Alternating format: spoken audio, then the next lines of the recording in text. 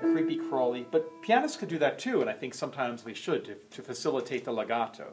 So let's see if your professor can pull this all off.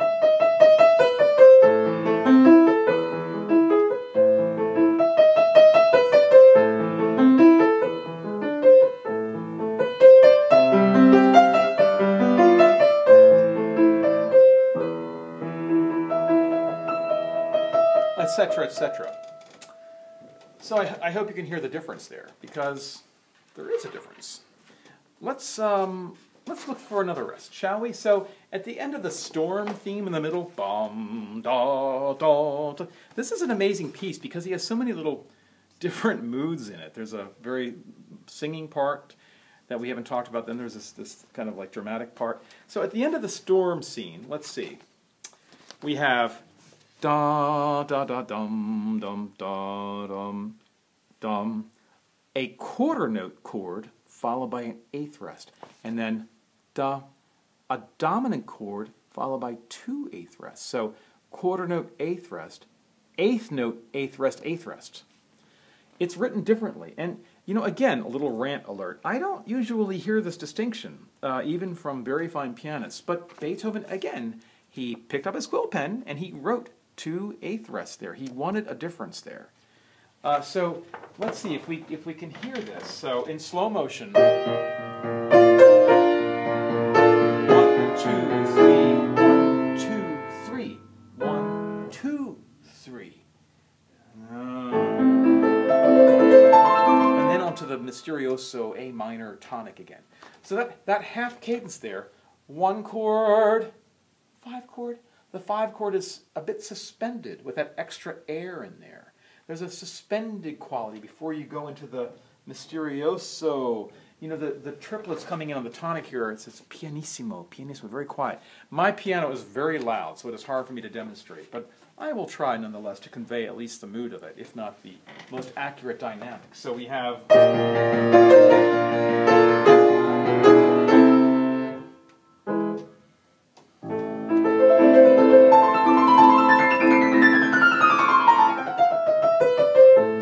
into the theme again.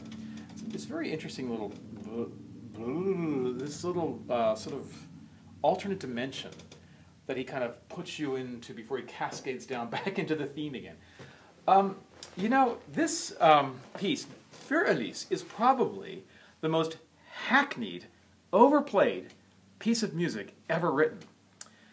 But there's a reason for that, and the reason is because it is a perfect little jewel of a piece. Every note is so perfect. It's like every facet of the jewel is polished. And it has all these different little sections, these different little moods in it. The point being that Beethoven really knew what he wanted. If you look at his manuscripts, he scratches out this and he puts in another passage and he scratches that. Well, they didn't have whiteout, and it wasn't a word processor, so he had to scratch it out. But commentators have remarked upon, for example, his Eroica Symphony, the manuscript looks like a bloody battle in which Beethoven was wrestling the correct note from heaven. So it's a little ridiculous. But the point is that Beethoven was very particular about what he wanted. So if he wanted a quarter note and then an eighth note, you want to do that before you go.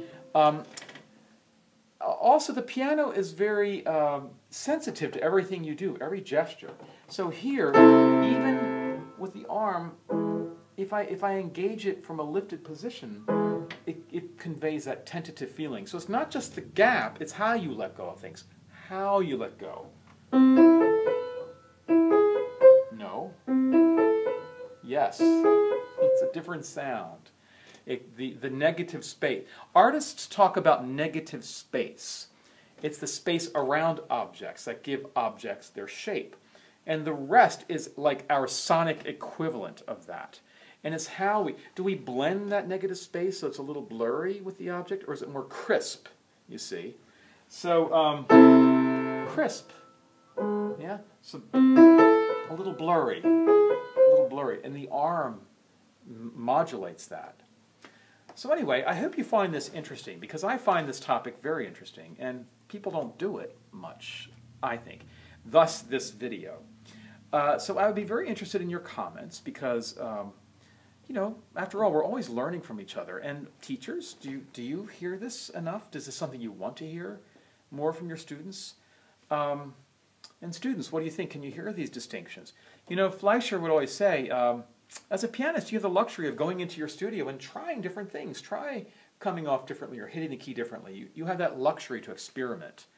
So if nothing else, I hope that, that this prompts you to do that. So just to review, first of all, you have to look at the score and see what the composer wrote.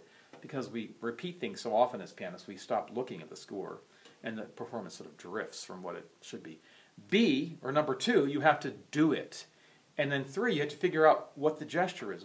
What did the composer want? Why was he doing that, or she? And 3, are we up to 4? 4, record yourself. In this day and age of recording devices, we have the wherewithal to really hear ourselves, because sometimes we think we're doing something and we're really not once we listen to it. So, I mean, I'll probably listen to this and, well, I think I'm going to post it anyway. But anyway, I hope you enjoyed this, and I'm going to do another video as well on another type of rest in a different context. All right, thanks for watching. Hope you enjoyed it.